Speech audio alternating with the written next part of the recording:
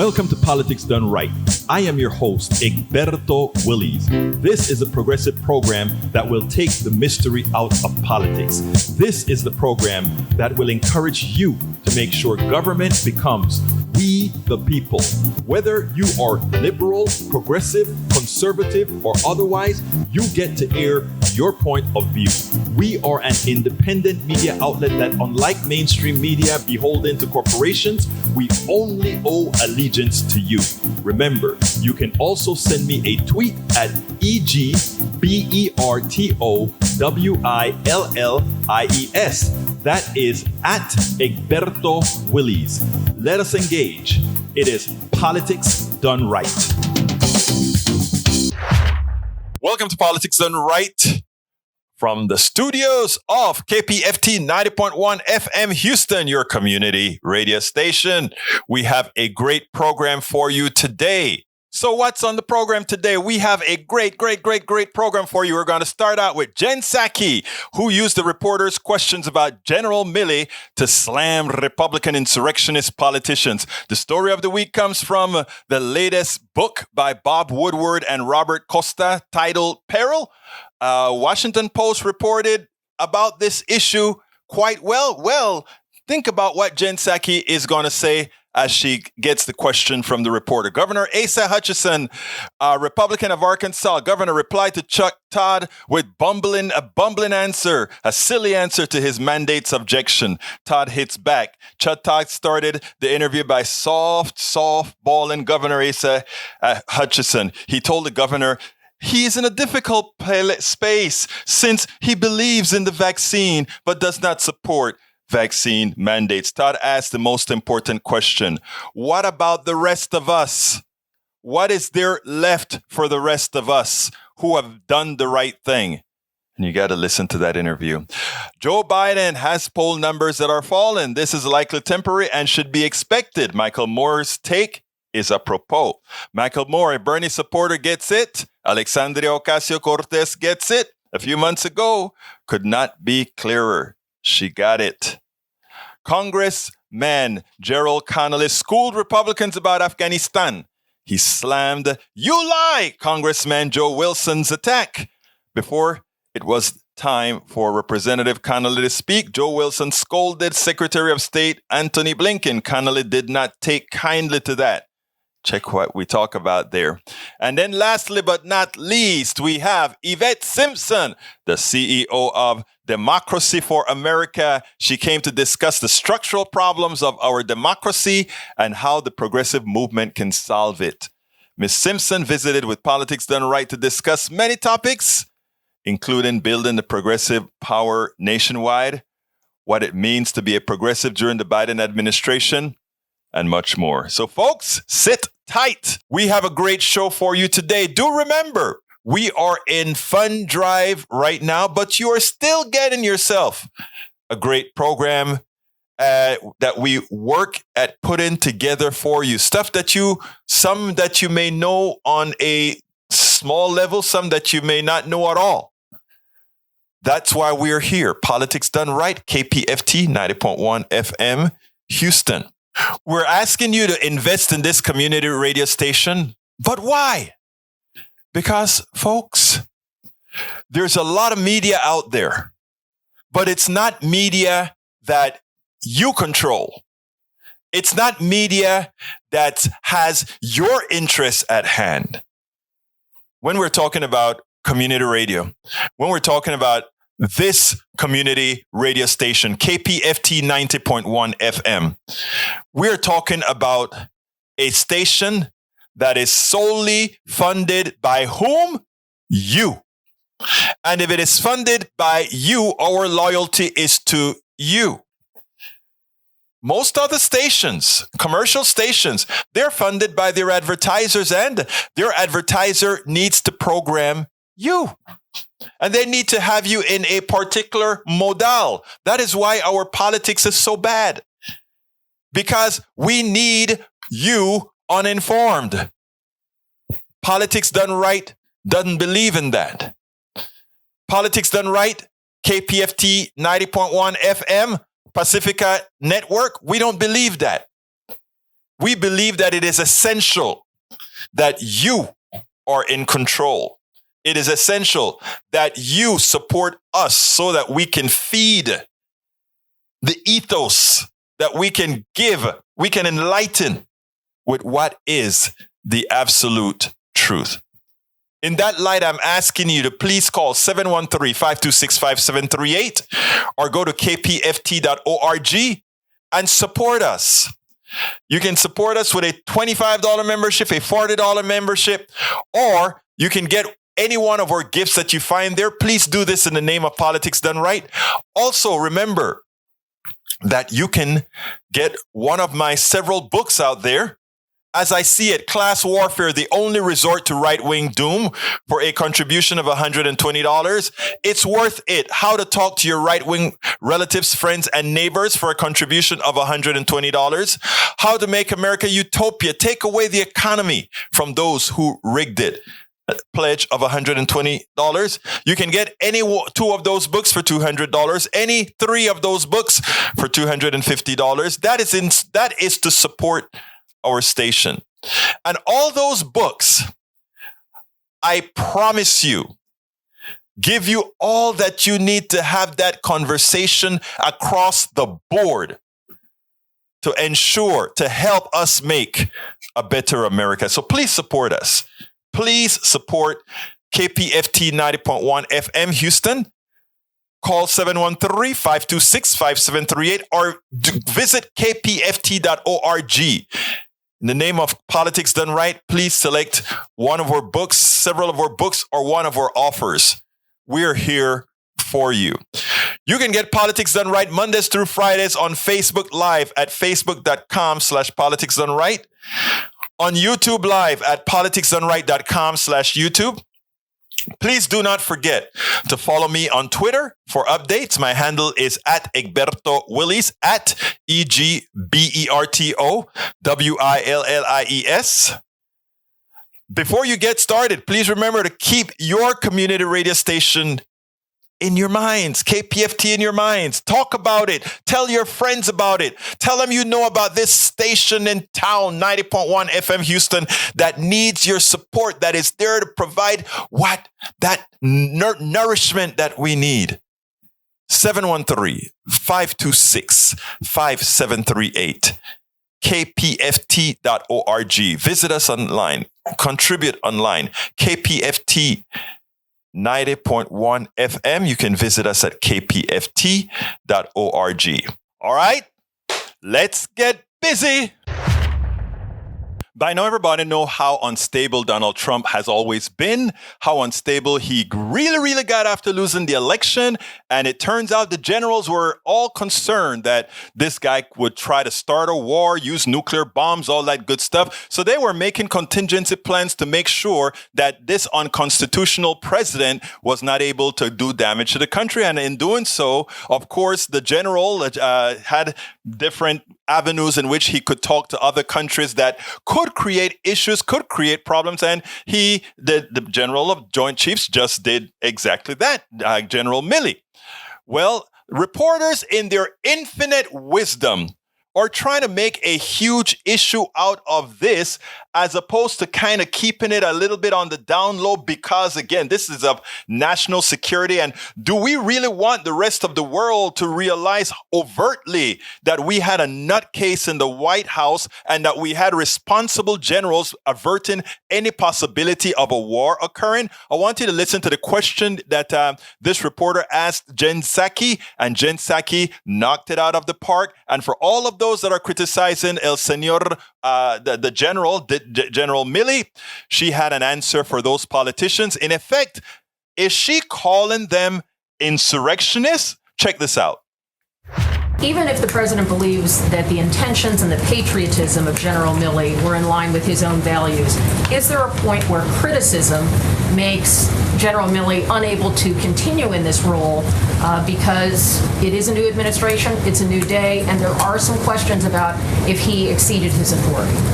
Well, again, the president has complete confidence in his leadership, his patriotism, and his fidelity to our Constitution. I can't speak to the former president's experience with him or the former president's views of him. But this current president, who follows the Constitution, who's not fomenting an insurrection, who follows the rule of law, has complete confidence in Chairman Milley and him continuing to serve in his role. And even as Republicans may criticize him and have questions about his suitability to continue, would that be a factor that President Biden would consider, separate from his judgment about how he conducted himself? I don't think the president is looking for the guidance of members of Congress who stood by while the president of the United States and the leader of their party fomented an insurrection, and many of them were silent. Now think about that. I don't think the president is going to be listening to these guys. Remember, these guys attempted an insurrection. They were in support of an insurrection. And instead of calling it off and telling the president, hey, guy, this has to stop, they were a part of it. A few days later, it was like nothing. So I think she hit the nail on the head. I think she hit it out of the park. We won't listen to those who should be considered nothing more than insurrectionists when we had a general out there that was trying to prevent a nutcase of a president from allowing us to get into some sort of an unforeseen war. Excellent job. Biden has vowed to really get on with the governors. In other words, I'm going to get around whatever you do to try to suspend or hurt your citizens getting vaccinated or trying to create barriers for them protecting their kids, protecting their people. In other words, the president has said, I'm going to stop you from killing your own people in your own states. And I want you to listen to this interaction between Chuck Todd and the governor of Arkansas. It just shows you how they have to twist themselves into knots not to do the right thing. And finally, Chuck asked the right question. What about our freedom? Check this out. Then we'll take it on the other side. And Governor Hutchinson, and I know you came out, you also are not in favor of mandates, and you made it clear you're also not in favor of what some other states have done, which is ban the ability of a private business to have a vaccine mandate. If this mandate idea, if you think this is an overreach by President Biden, what other tools are left? I mean, we've hit a wall here, have we not? Well, no, I don't think we have hit a wall. Vaccinations continue to increase in Arkansas. We've had one strategy, which is building confidence, marketing this, spending hundreds of millions of dollars in a marketing campaign, building confidence. I've been to 16 cities, as you know, doing vaccine town hall meetings, trying to educate, trying to encourage, answer questions, and to build confidence. And I started them off by saying we're not going to increase vaccination rates by more mandates from the government. We're going to have to build confidence in our communities. This reverses that strategy. Let me ask you this, though. It does feel as if our entire sort of the political rhetoric has been about accommodating the unvaccinated.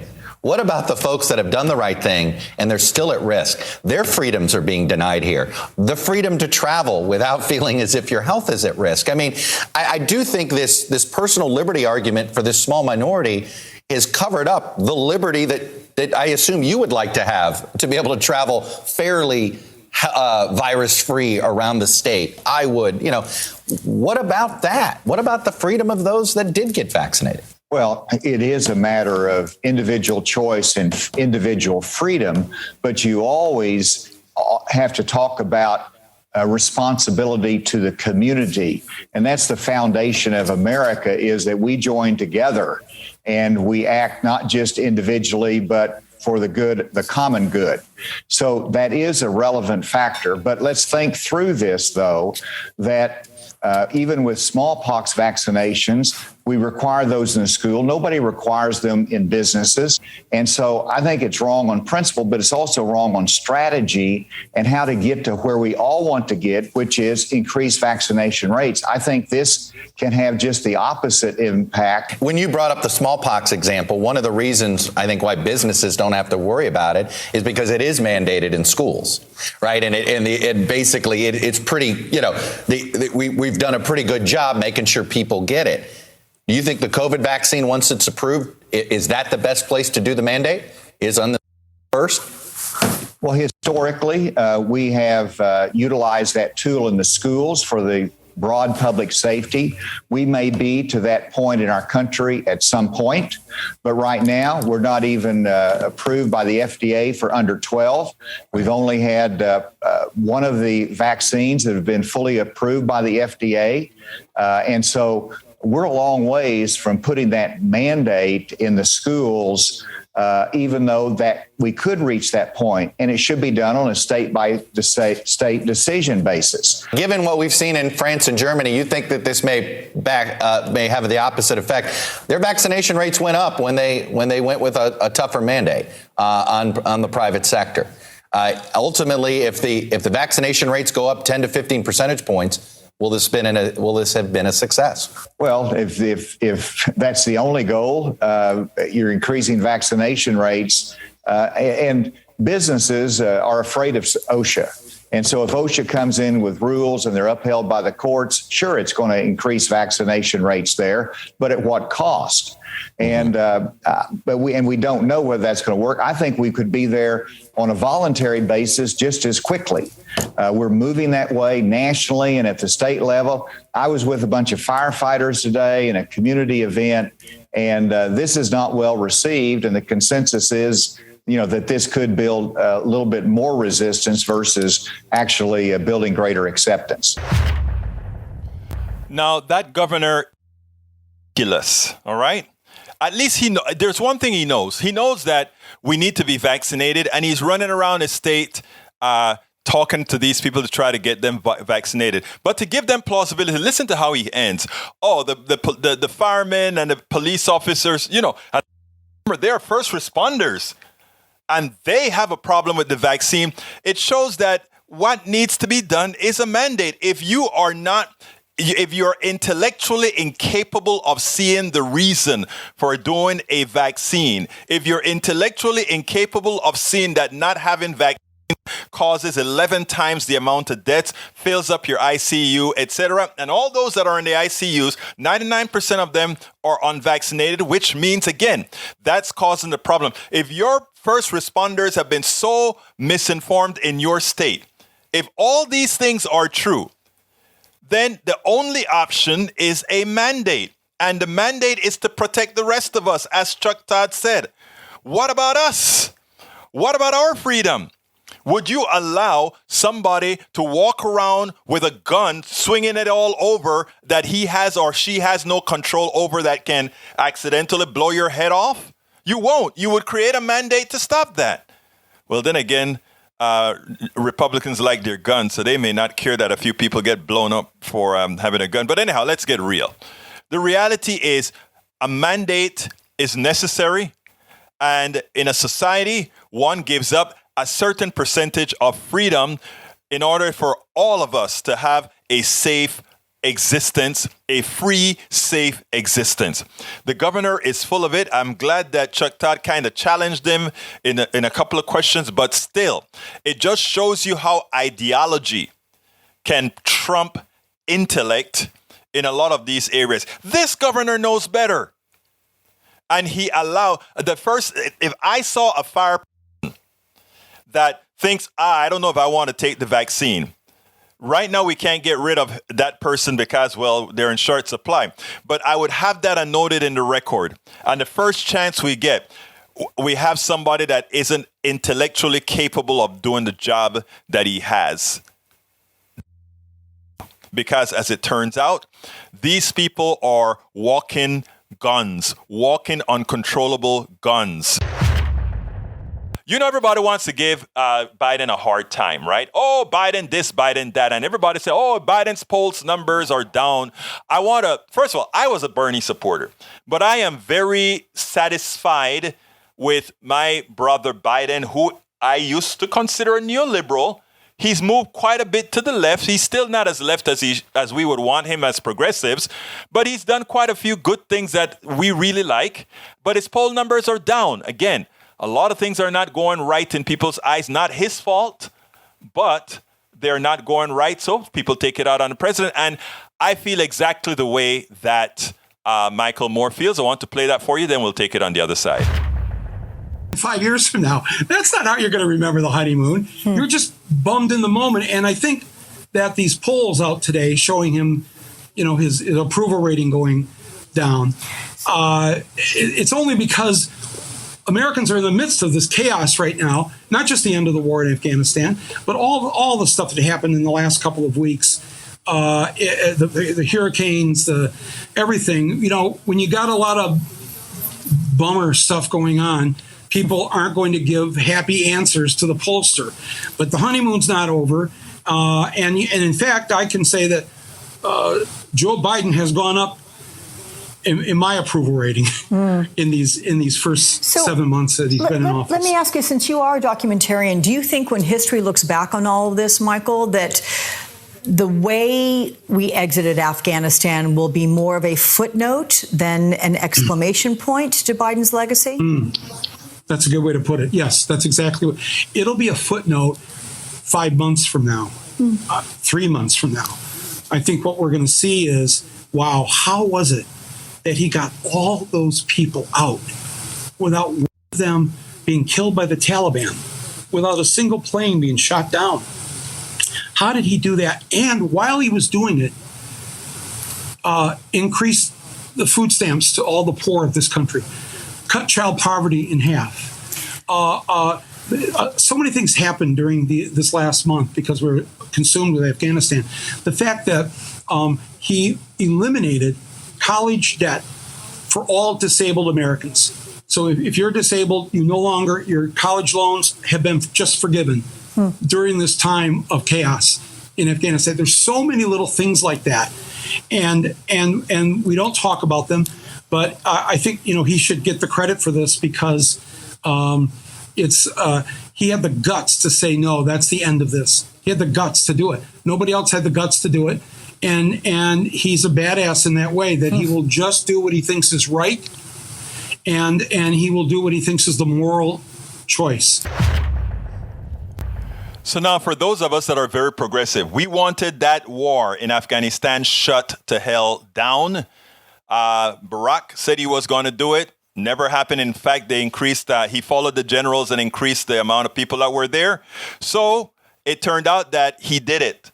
When it came to the rescue package, we could not dream that he would have let go over $1 trillion in 1 year for the for the rescue package. And we can go on and on and on for the things that we would not have expected out of a neoliberal. And he did it. He did it. That's why Ocasio-Cortez came out and said, yeah, he turned out much better than we are. And of course, the ultra-left went berserk that Alexandria Ocasio-Cortez came out and said, yeah, Biden is working out pretty well so far.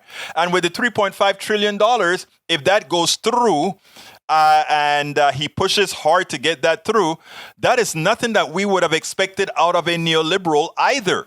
We would not have expected that. So, we want more. Don't get me wrong. And it's not as liberal and progressive as we would want it. There's a hell of a lot more capital that needs to come back to the middle class because it was stolen for decades after decades after decades. But this kind of a start from a neoliberal, I am sorry. I am very, very happy compared to how I felt when I felt that I had to vote for this guy that was just going to be a placeholder. I expected my vote for Biden to be simply a placeholder. Now, don't get me wrong. There are a lot of progressives that want to have my head because I say a few nice things about Biden. They some of them even want to have my head because I support his mandates. They want to have my head because I support some of the things that he's doing. But you know what? I think I'm sufficiently pragmatic to know what all of us here want and understand that until we, all of us, do the work to make more Americans vote in their interest to elect the people that are willing to do this, we have to do what we're doing. Representative Connolly really called out Joe. You remember Joe Wilson? You lie, Joe Wilson. He wants to play magnanimous now about this particular issue. Well, Connolly didn't only admonish him, Connolly also schooled him and other Republicans on what really occurred. How did we get here in Afghanistan? And it's important for us to see it, acknowledge it, learn about it, and have it at the tip of our tongues. Check this out. We'll take it on the other side. I guess I would say to my friend from South Carolina, if I were the member of Congress who committed one of the most grievous acts in a State of the Union address when the President of the United States, Mr. Obama, was our guest, to shout out, "You lie," I might take more care about enumerating other alleged lies in a hearing with the Secretary of State. Mr. Secretary, what we're listening to on the other side of the aisle, sadly, is sort of a salad mix of selective facts and a lot of amnesia in the salad dressing. The history of instability in Afghanistan didn't begin on August 14th of this year, did it? It did not. Am I correct in remembering that, in fact, you could trace direct routes to 1977, 1978, when there was a communist coup and the president of Afghanistan was assassinated in the presidential palace? Is that correct? It is. And 1 year later, the Soviet Union, because of that instability, decided to invade Afghanistan. Is that correct? It is. And 10 years later, the Soviets left Afghanistan because they had mounting and maybe really unsustainable military casualties and felt that they were engaged in a process that could not be won. Is that correct? It is. And meanwhile, because the United States decided once that happened, it would disengage primarily from Afghanistan, groups like the Taliban had 12 years in which to create political power. Is that correct? It is. And in 2001, we re-entered Afghanistan in response to the tragedy we just remembered, 20-year remembrance this week, and we rolled up the Taliban by making alliances with various militia groups in the north and moved south until they lost control of the country in that year in 2001. Is that correct? Yes, it is. And the purpose of our involvement was to defeat al-Qaeda because the Taliban were harboring this virulent terrorist group that had attacked America. Is that correct? That's correct. Would it be fair to say that we achieved that objective? It would. Would it be fair to say that, in fact, 10 years later, the leader of that group who masterminded the attacks of 9/11 was, in fact, killed by a United States specially trained military unit? That's correct. So what happened ultimately on August 14th has lots of history. I know it's convenient to pretend that didn't happen. And I know that we want to give ourselves sort of the pleasure of attacking a political leader of the other party. And so let me engage in that too. I'm going to assert that the events of August 14th had their direct antecedent with a bad decision by President Trump and Secretary Pompeo in 2018 to elevate and legitimize the Taliban in Doha, Qatar by agreeing to have face-to-face negotiations. That tragedy was compounded exponentially by an unbelievable decision to exclude the government of Afghanistan, ostensibly we were defending, from those very negotiations. Is that an accurate statement, Mr. Secretary? Certainly that's what we inherited. But Afghan was in fact excluded from the negotiating table in Doha by the Trump administration. Is that not correct? That's essentially correct, yes. And when those 5,000 people were released from prison, since the ranking members are concerned, and correctly so, about 2 Haqqani members in the current cabinet of the Taliban, were there any known terrorists or declared terrorists by the United States among those 5,000 people released with the consent and negotiated agreement of the Trump administration? Almost certainly, yes. I guess our concern about terrorists is pretty select and limited to partisanship. Is that a takedown or what? Is that the perfect takedown or what? I think I wanted to bring that because I thought that many of us know the truth. We don't quite know it as orderly as he just presented it, bullet point by bullet point. So I decided, let's go ahead and put this together because that is exactly what a lot of people, including some of the folks who believe they know what happened, need to see. Great job, Connolly. We have a great guest. We are here with the future. Yvette Simpson is a lawyer, MBA, and former Cincinnati City Council President Pro Tem. She served 2 terms on the council. She came up short, just short, for becoming the mayor in 2017 in making lemonade for a lemon, a blessing for the progressive movement.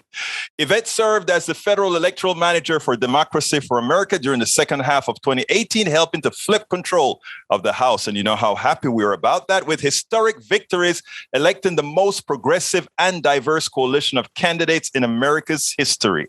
In January 2019, Yvette became the first woman to serve as a chief executive officer of DFA, Democracy for America, as well as the first woman of color in executive leadership. She continues her civic engagement as a member of several boards. Yvette Simpson, Miss Simpson, thank you so kindly for being here on Politics Done Right.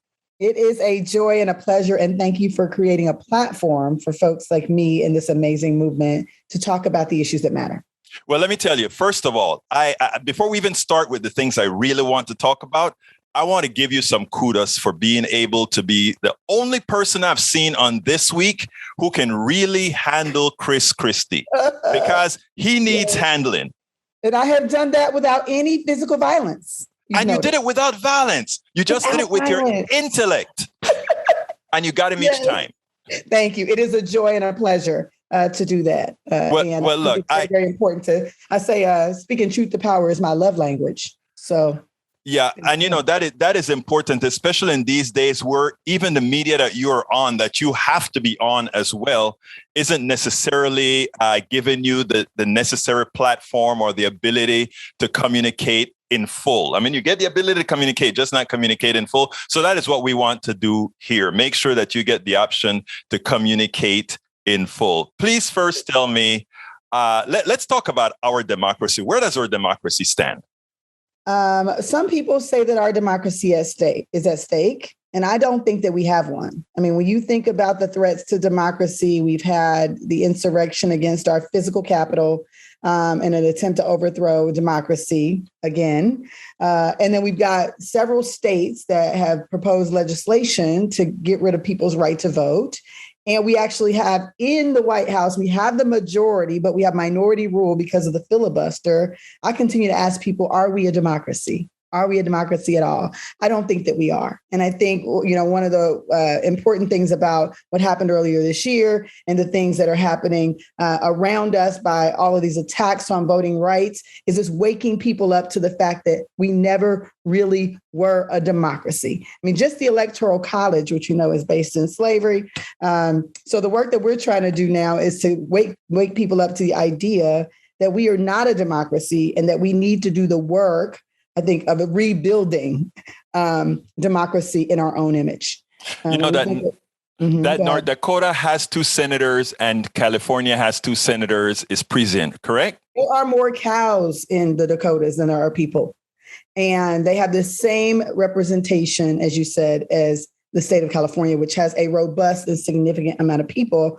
And then you talk about DC, which has 600, 700,000 Black people alone in DC, and they do not have representation. It's a sad case. Now, I want to stick with democracy a bit because I feel like we are at a critical point here because here is the issue. The issue is if Democrats don't get a spine, and I want to talk about a spine a little bit later, but if Democrats don't get a spine, in effect, they will lose it for us all because once it's lost, it's gone. Example, if Wisconsin, Texas, Florida, and others are successful, isn't it true that they can hold on for a very long time and continue minority rule, especially since they have the judiciary already? Absolutely. Absolutely. And I think that's something that we can talk about the spine conversation. I think that's a whole story about the way that Democrats fail to use the power that they have, right, when we have it. But yes, I agree with you. I think if we don't take control of this situation right now, we will not have the power to do anything. Because what we know is if the legislature already has power and they have the power in the judiciary, now they control every single option that we have to get any of our rights heard, right? Typically, the judiciary is the point at which we can get any inequity that is caused by the legislature cured. But if you also have the judiciary on your side playing a political role, now there is no remedy. There is no way for us to make sure that the people who we represent have a way to get their rights remedied. What I love with you being one of the main leaders in the progressive movement is you know how to be that connection between the progressive side and try to create that necessary alliance with what we like to call the establishment, which I think it's important. Now, I have some personal beliefs as to why the Democrats tend to be cautious in their movements. Why not abolish the filibuster? Why be scared of a $3.5 trillion, which is very much on the low side? It's over a 10-year period. It's interesting because you get $3.5 trillion divided by 10 is about $350 billion. But then again, we don't collect $160 billion in taxes from the wealthy, and we give tax breaks. I mean, the money is actually there. So I have reasons to believe that there is more to why Democrats don't respond to that inequity that is immediately visible in people. What are your thoughts on that? Money in politics is a big part of that. I think when we talk about, people say, is it about left versus right? Is it about Democrats versus Republicans? No, it's about the wealthy and the rest of us. And at this point, it's about the ultra wealthy and the rest of us. Like there were millionaires who was like, man, I thought I had something. Now I realize, wait a minute, if you're not a billionaire, you really don't have anything. And that's a sad state. The report that was just released yesterday or the day before that talks about the $163 billion a year that the ultra wealthy have not paid in taxes, what that would do to our treasury that would allow us the ability to do the things that we should be able to do. So I think it's money in politics. I think that Democrats are serving the same master as Republicans, and that's big oil, big pharma, the big health complexes. We think about the big military contractors, which is perpetuating the military industrial complex. We think about folks who are making money in the prison industry, which is propping up the prison industrial complex. So, unfortunately, we now see Democrats who are taking money, and so they don't have the ability, if they want to keep that money, to stand up for all of us. And so that means that even though, and this is what I talk about when I talk to my corporate brothers and sisters on the other side of our party, is that, if you're not representing the people, then why are you here? And the reality is that now we've got bipartisanship among the real people on Main Street, but we don't have that in Washington. Every poll shows that most Americans think this bill should be more robust. Most Americans, Republican and Democrat, nearly 60-70% of Americans agree that we need to have universal health care and we need to have a Green New Deal.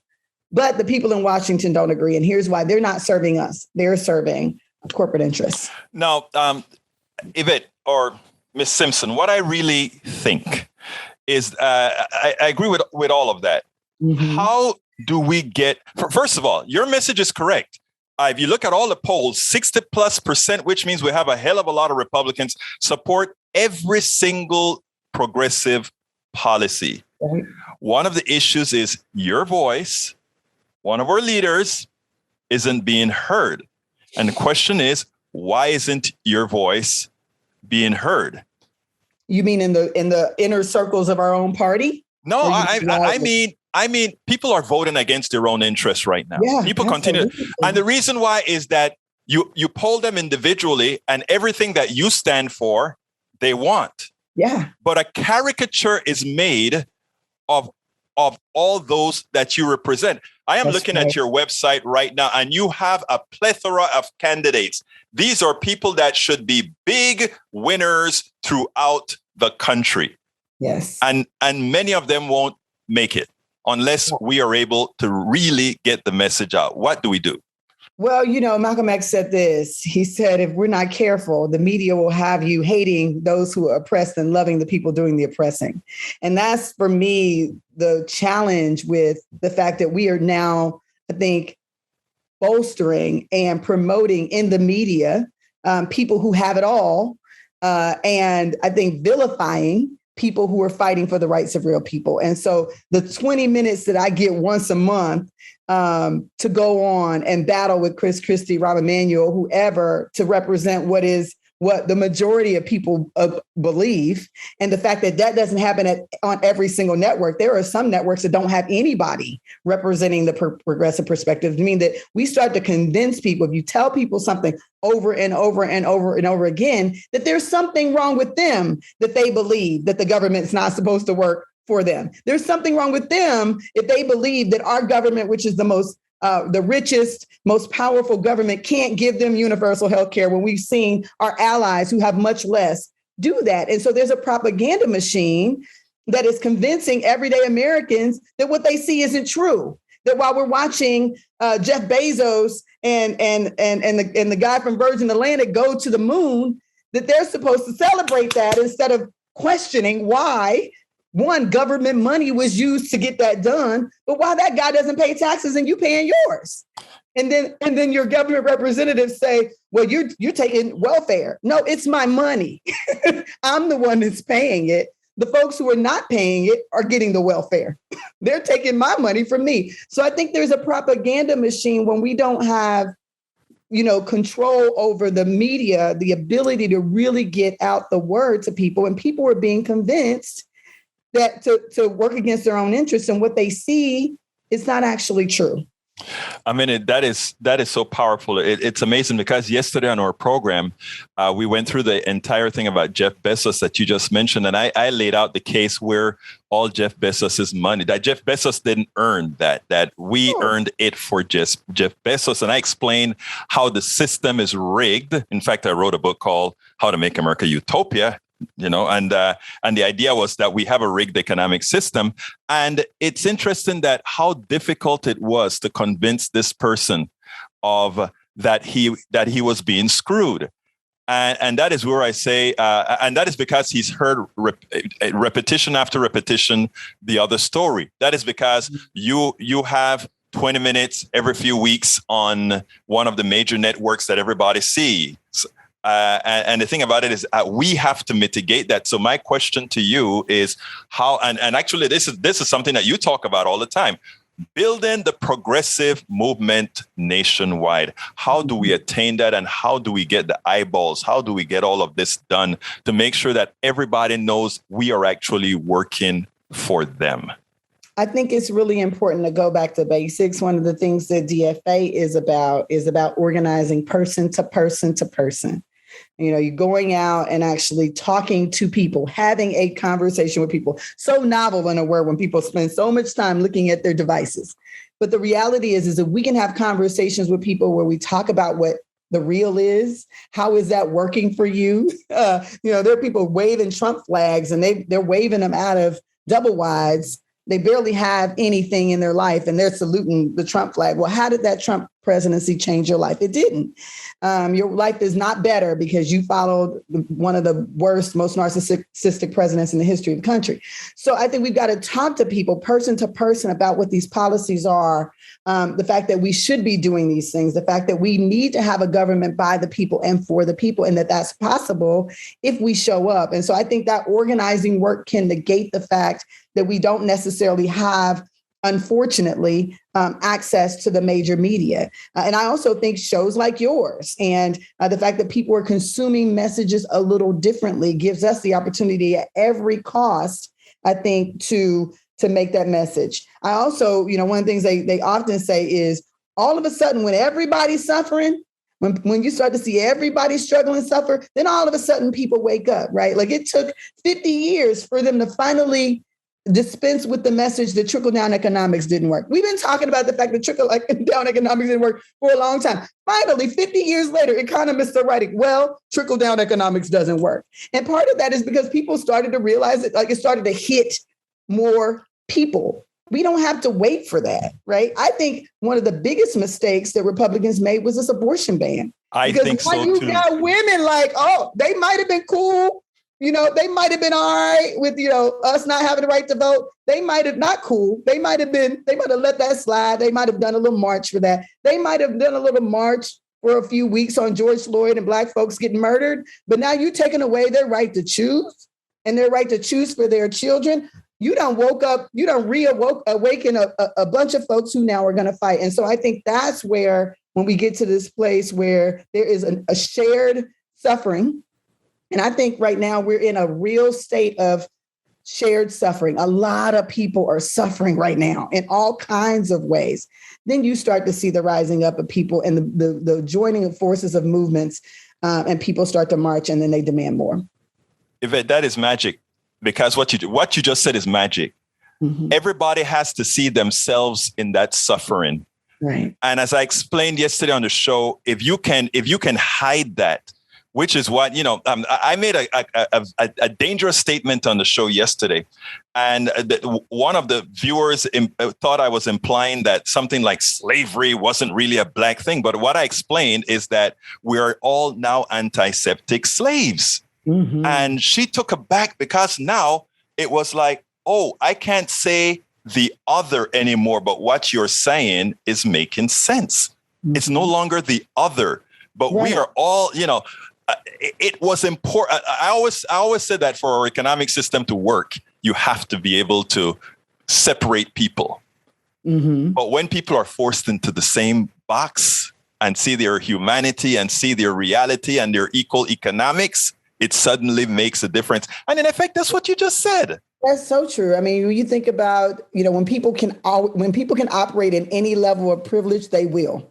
Right. So like, if I can say, well, I don't like that Black people are being murdered, but I'm safe. Right. I don't like that people are struggling, but my bills are paid. As long as my life isn't in jeopardy in any way. Like, you can empathize with people all day, but until you actually understand, because you are going through it yourself, right. That shared suffering causes people to act. And I have seen, and I've talked to people about owning and acknowledging the fact that most of us have some level of privilege, and whether we admit it or not, when the going gets tough, we will lean into that privilege and leave the brother behind and don't have none. Yes. In a minute. And we cannot do that. It's a human thing. It's a human thing. And we've got to work against that. I know that I'm a Black woman, so I am not privileged as to race and gender, right? But I am privileged. I'm straight. I'm privileged as to sexual orientation. I have money in my pocket. I'm privileged as to wealth. You're educationally privileged. Right, that part. I happen to practice the dominant religion in this country, so I am privileged as to religion. And so I was born in this country. I am privileged as to national origin. And so what I need to remind myself is, in those moments when I want to operate in my privilege, I need to use my privilege to help somebody else, right? I need to lean into that. And we see that in the anti-Muslim movement. We see folks like, oh, okay, I can't work. I need to lean into my privilege and support my Muslim brothers and sisters who deserve the right, to exercise their religion and to be in this country, just like the rest of us. I do the same thing with my LGBTQ plus brothers and sisters. And so it's when we are, but the challenge that they didn't see is that when you get enough people who are suffering together, they don't think about that privilege. Now you've got folks saying, wait a minute, we all struggling. Now we all struggling. Let's move forward in this movement to make change for all of us. And I think that was the misplay that the Texas Democrats, the Texas Republicans have done. And now they've riled up a whole bunch of folk that now will join the movement with us. And hopefully, let's not say hopefully, we will make it so. We will make it so. I like that. We will make it so. It's interesting. It's power. What you're saying is powerful. Now, the last two issues here. First of all, to effect a structural change in our democracy requires education. It's sort of like the egg. Which one comes first, right? We need a structural change in our democracy. But in order to get a structural change in our democracy, people have to be educated enough to understand how it currently works, which means we have to find a way to operate in this domain. And I tie that into the other part that says, so then how do we work under the Biden administration, which isn't bought into that this democracy by the minority does not work, meaning filibuster must go, electoral college must go, 2 senators per state must go. The Constitution has some intrinsic flaws that we can't mitigate immediately. We have to work within the system. How do we get structural change in the democracy? And how do we start that under likely the best administration that we're going to be able to do it under? Because I tell you what, even that 3.5 trillion under Biden was a surprise to me. It was a blessed surprise to me. Please. I think we start by making it plain. I think we have, civics education in schools has not been funded. Even some of our senators don't understand what the Constitution says. The way we've been going about it is really tying these things to the things that people care about.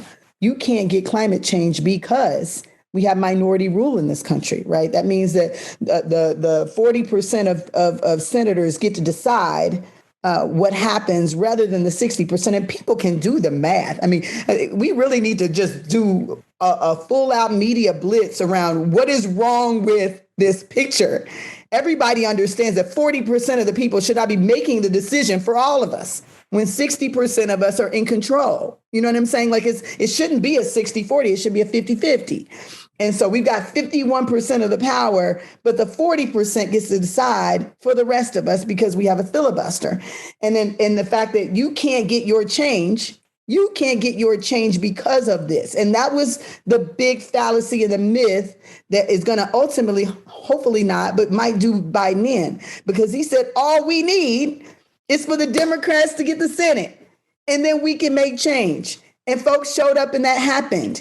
And now we're saying, no, we actually need 60 Democratic senators to get something done. People don't want to hear that. So we've really got to remind people that all of these different inequities in our democracy, all these challenges in the structure of our democracy are keeping us from getting the things that we need to get. And we need to remind people that we have the power. Democrats, we don't need bipartisanship for this. Democrats have the power right now to keep their promise and actually end the filibuster, which is not written into the Constitution. It's a freaking Senate rule, to end the filibuster and to make change. And we also need to, as we know from what the Supreme Court done started acting a plum fool too, which we expected, we need to expand the court, and that's not a novel idea. The court has been expanded before. And typically the Supreme Court matches the number of districts that exist. And there are 13 judicial districts. So to go from 9 to 13 would be normal. We have done this before. It is not a power play. It is not a political trick. So we just got to get in the posture of reminding people that all of these things, one, are keeping you from the thing that you need to do. Two, that they are not equitable, that is not fair, and it is not supposed to be. And then three, frankly, this is the way it's always been, and it's on us to be the generation to change that system for ourselves and for our children, and that we have the power to do that.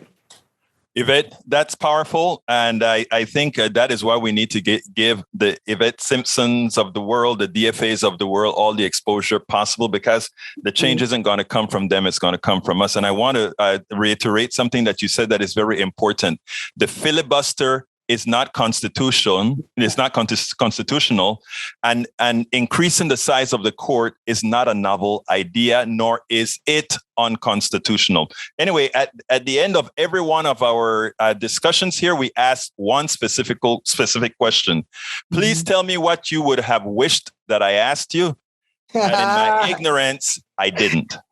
Well, first of all, you are not ignorant. This has been a great interview, and I just thank you for giving me space. And now, that question is so funny because now you give me a chance to preach, and I think that's very, very dangerous. Yes. The dangerous thing. My one wish for us in this time and in this future is that we would just take a beat and really look around and ask, how are we doing? And the answer to that is that we are not well. That there is human suffering that is happening across this country with so many different people.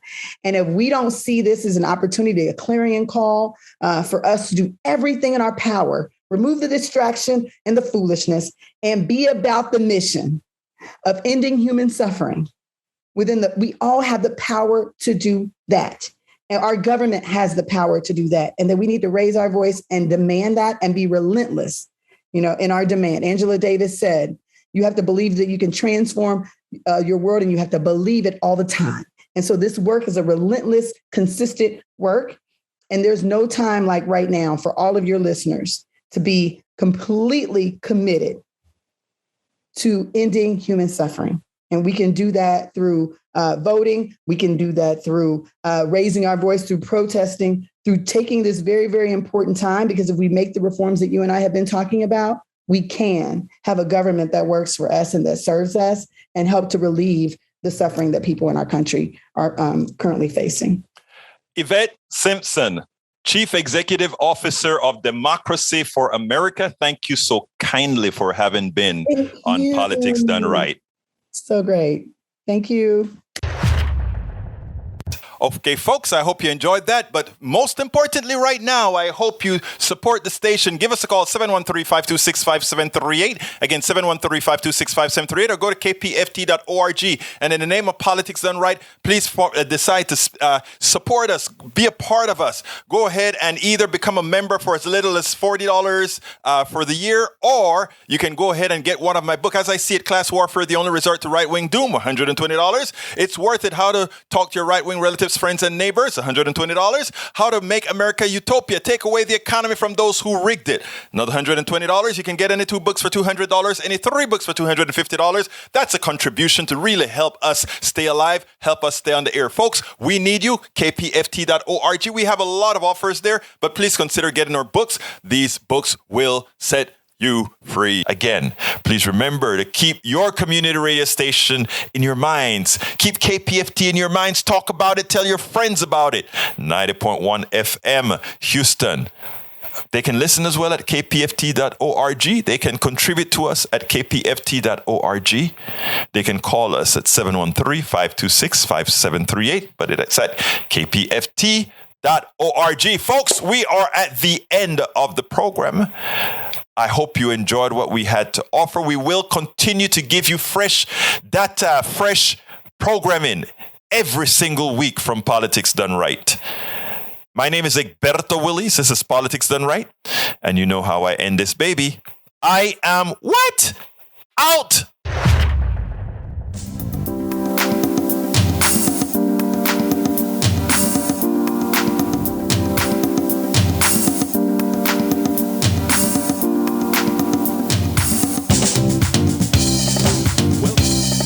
Welcome to Politics Done Right. I am your host, Egberto Willies. This is a progressive program that will take the mystery out of politics. This is the program that will encourage you to make sure government becomes we the people. Whether you are liberal, progressive, conservative, or otherwise, you get to air your point of view. We are an independent media outlet that, unlike mainstream media beholden to corporations, we only owe allegiance to you. Remember, you can also send me a tweet at EGBERTOWILLIES. That is at Egberto Willies. Let us engage. It is Politics Done Right.